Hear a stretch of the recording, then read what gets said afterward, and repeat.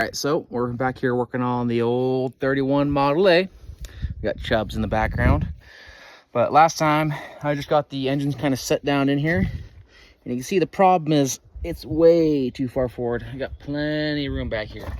But we are on the mount. So what we're gonna have to do is, we're gonna have to get rid of the old mount and move it back. So I'm gonna get the transmission engine out of there. I've already removed the brake booster. I got that little bracket still.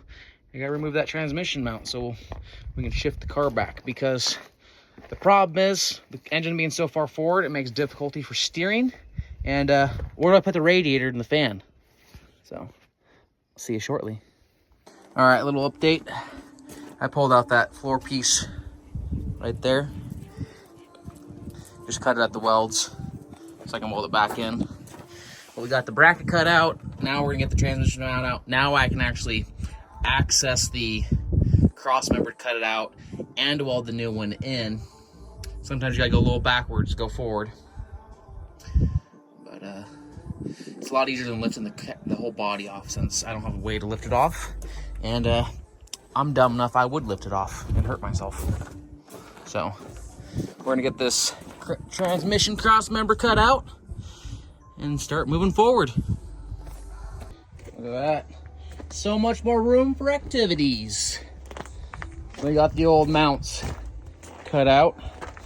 So now we're gonna set the transmission engine back in and find out where our new mounts are gonna sit. All right, got the engine set back in the car with the transmission. Got it kind of propped up. Got way more room in the front now.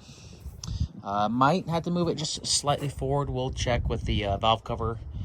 Main thing is I just want the valve cover to come off somewhat easy, because I'd like to have that room in the front. If not, I can just move it back just a little bit. So next step is I'm going to clean up the old mount spots. As you can see, I got little hangovers.